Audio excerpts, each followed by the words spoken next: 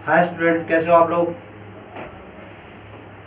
देखिए chapter second, science chapter second आपको introduction कराया गया था। Is matter around us pure. Chapter का नाम है क्या हमारे आसपास के पदार्थ शुद्ध हैं। ये इनमें आपको मिक्सचर के बारे में, सॉल्यूशन के बारे में और टाइप ऑफ मिक्सचर भी थोड़ा सा बताया गया था। मैंने बोला था अगली क्लास में आपको मिक्सचर के बारे में अब डिफरेंशिएट क्लासीफाइड किया जाएगा। इस चैप्टर में हमने पढ़ा था मिक्सचर क्या है, मिश्रण क्या होता है। मिश्रण नाम से ही आप लोग घरों में भी मिश्रण बनाया जाता है, घोल। मिश्रण क्या होता है, जब टू या more than two substance components आप मिलाते हैं, फॉर्म ऑफ कंपोनेंट्स मैटर मिलाते हैं, तो जो रिएक्शन होता है उसके बाद जो बनता है उसे क्या कहते हैं, मिक्सचर।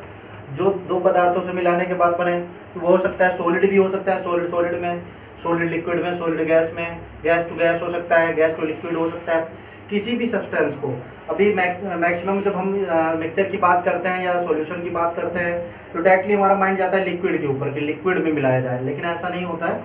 वो सॉलिड भी हो सकता है वहाँ पे, लिक्विड भी और गैस भी, gas to gas, liquid to gas, ये सारे फॉर्म में हो सकते हैं। तो सबसे पहले देखिए मिक्सचर के टू टाइप्स होते हैं, mainly two types of mixtures होते हैं। अब एक होता है होमोजेनियस और एक होता है हेट्रोजेनियस।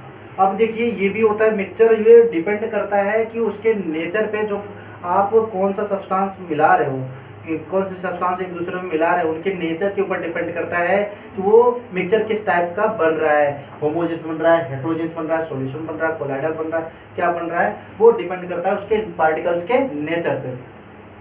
देखिए होमोजेनियस मिक्सचर क्या होता है, हेट्रोजेनियस मिक्सचर क्या होता है। Mixture having uniform composition in all through the substance are called homogeneous mixture. ऐसा मिश्रण हैविंग यूनिफॉर्म कंपोजिशन, जिसका यूनिफॉर्म कंपोजिशन हो जाए, मतलब पूरी तरह से क्या हो, उसमें घुल जाए, मिल जाए और उनके कैरेक्टरिस्टिक्स अपना ले, वही क्या होता है होमोजेनियस। जैसे देखिए आपने क्या लिया, वाटर और शुगर। शुगर को आपने क्या किया, वाटर में डाल दिया। डालने के बाद आपने क्या किया, उसे घुमा दिया, फिर घुमाया, उसके बाद वो क्या होता है, उसमें डिजोल्व हो गया, घुल गया। घुलने के बाद क्या आपको चीनी दिखेगी, शुगर दिखेगा, नहीं, चीनी नहीं दिखेगा। इसका मतलब क्या है, अब उसे हम नेक डाइट से नहीं देख सकते हैं, तो क्या हो गया, वो होमोजेनियस मिक्सचर मतलब क्या है। लेकिन हाँ ये है कि जो हमने शुगर डाला है, जो प्रॉपर्टीज शुगर की थी पहले, वो प्रॉपर्टी हमें अब जो बना है, बनने के बाद भी उसमें प्रॉपर्टीज आपको मिलेगी, जैसे टेस्ट करने के बाद। तो ये हो गया शुगर, वाटर। और यह एयर हो गया, हवा देखो मेनी टाइप्स ऑफ गैसेस होते हैं हवा में, जैसे नाइट्रोजन हो गया, ऑक्सीजन हो गया, मेनी टाइप्स और गैसेस होती हैं। ये मेन जो है मेन गैसेस जो होती हैं नाइट्रोजन और ऑक्सीजन। तो ये जो गैसों से मिलकर तो बना है एयर, लेकिन एयर में क्या हम अलग कर सकते हैं, सेपरेट नहीं।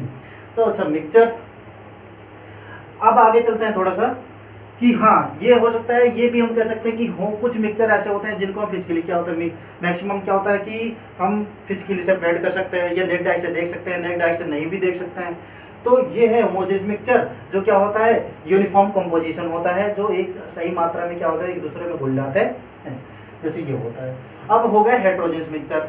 हेट्रोजेनियस मिक्सचर मतलब that are not uniform through are called heterogeneous. ये क्या होता है, इनका यूनिफॉर्म और नॉट थ्रू मतलब यूनिफॉर्म कंपोजिशन नहीं होता है। इसे कहते हैं विषमांगी मिश्रण, समांगी मिश्रण और विषमांगी मिश्रण। समांगी मिश्रण जैसे आपने क्या किया, पानी में चीनी मिलाया, घोल दिया, अब आपको दिखाई नहीं देगा, उसको छान करके हम अलग नहीं कर पा रहे अभी। तो ये क्या हो गया तुम्हारा होमोजेनियस। हेट्रोजेनियस में देखिए, हेट्रोजेनियस में क्या है, जैसे आपने क्या लिया कि आपने रेत ले लिए और पानी में डाल दो, पानी में डाल कर आप कितना भी घुमा लो, कितना भी गर्म कर लो, कितना भी घोल दो, लेकिन उसके पार्टिकल्स आपको वहाँ पे मिलेंगे ही। तो क्या हो गया हेट्रोजेनियस मिक्सचर। ये जो होता है यूनिफॉर्म, ये नहीं होता, not uniform all through the are called heterogeneous mixture. जैसे सॉइल और सॉल्ट हो गया, आपने क्या करना, मिट्टी में नमक मिलाओ, मिट्टी और नमक मिला दो, अब दोनों आप सेपरेट भी कर सकते हो, तो ये हेट्रोजेनियस मिक्सचर हो गया। ऑयल और वाटर मिला दो, पानी के अंदर क्या है, ऑयल डाल दो, अब भी आप देखेंगे उसको आप डिफरेंशिएट कर सकते हो। ये क्या है हेट्रोजेनियस मिक्सचर, ये क्या है विषमांगी मिश्रण। अब देखिए एक होता है सॉल्यूशन, विलयन। विलयन से भी आप भली बात परिचित हैं घरों में। Solution is a homogeneous mixture of two और मोर सब्सटेंस। दो या दो से अधिक पदार्थों को मिलाने के बाद जो बनता है उसे क्या कहते हैं, होमोजेनियस मिश्रण को क्या कहते हैं, विलयन कहते हैं। ये होमोजेनियस मिक्सचर होता है। होमोजेनियस मिक्सचर को बनाने के बाद जो बनता है विलयन हो गया। अब देखिए जैसे substance, it can be solid, ये हो सकता है सॉलिड भी हो सकता है, लिक्विड भी हो सकता है और गैस भी। जैसे सॉलिड में क्या है, ये अलॉय, मिश्र धातुएं जिसे कहते हैं। जैसे ब्रास हो गया, ब्रास में आपका जिंक कॉपर, जिंक 30% हो गया, कॉपर क्या है इसमें 70% है। तो ये सब क्या है, जिंक और कॉपर आप एलॉय जो बनती है, मिश्र धातु बनती है, दो या दो से अधिक धातुओं को मिलाने के बाद टू और मोर देन टू मेटल और नॉन मेटल जब एक में मिक्स्ड होता है तो उनके बाद जो बनता है ना उसे कहते हैं एलॉय, उसे कहते हैं मिश्र धातु।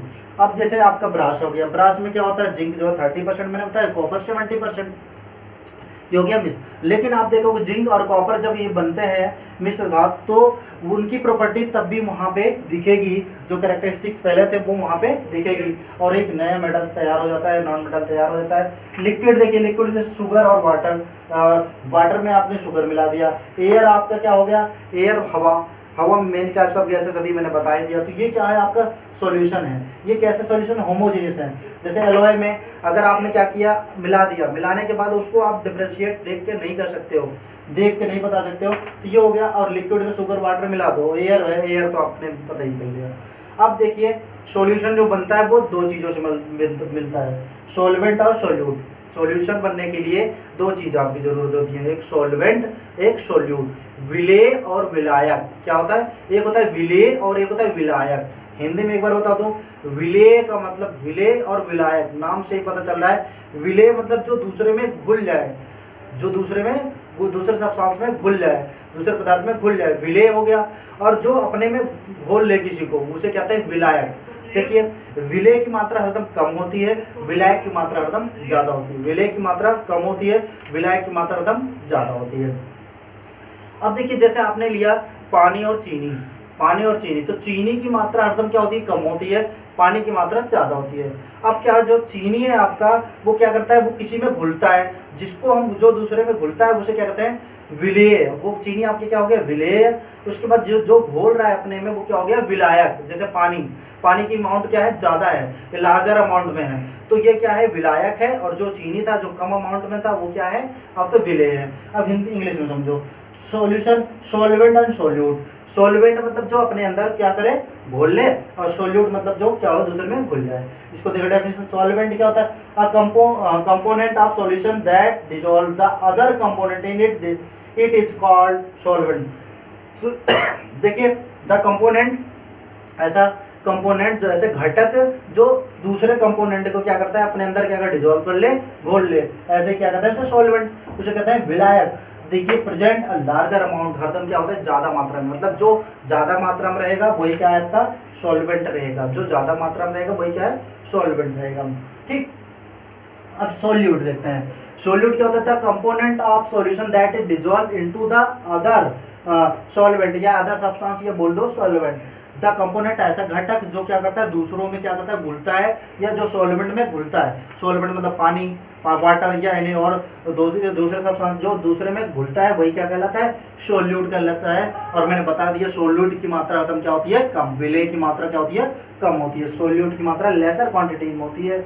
और उसके बाद देखिए शुगर इन वाटर हो गया आपका, शुगर क्या होगी, लेसर क्वांटिटी में, वाटर क्या होगा, लार्जर अमाउंट में होगा, तो ये क्या हो गया तुम्हारा, ये तुम्हारा हो गया सॉल्यूट, ये हो गया सॉल्वेंट। बस अब देखिए एग्जाम्पल को, सॉल्यूशन के कुछ एग्जाम्पल, विलेय के कुछ उदाहरण देखते हैं।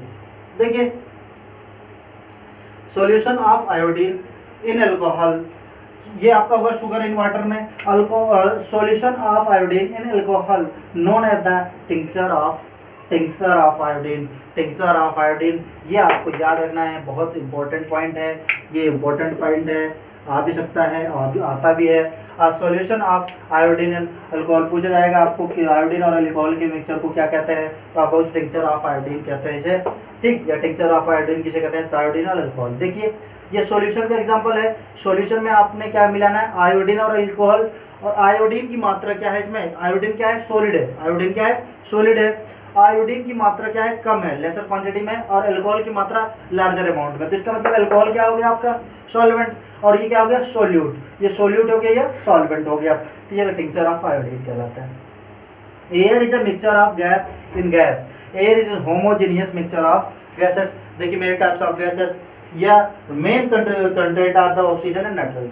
देखिए एयर जो होता है वो मिश्रण है एयर का एयर में, मतलब हवा जो है, मेन टाइप्स ऑफ एयर इसमें मिली होती हैं। जो मुख्य घटक होते हैं, मुख्य कंपोनेंट होते हैं, जो मेन कंपोनेंट होते हैं, कंट्रीएंट होते हैं, और उसके बाद वो होते हैं आपके ऑक्सीजन जो आपको 21% और नाइट्रोजन जो 78% में आपको मिलता है, 78% आपको मिलता है। उसके बाद और जो गैसें होती है वो बहुत कम अमाउंट में होती है।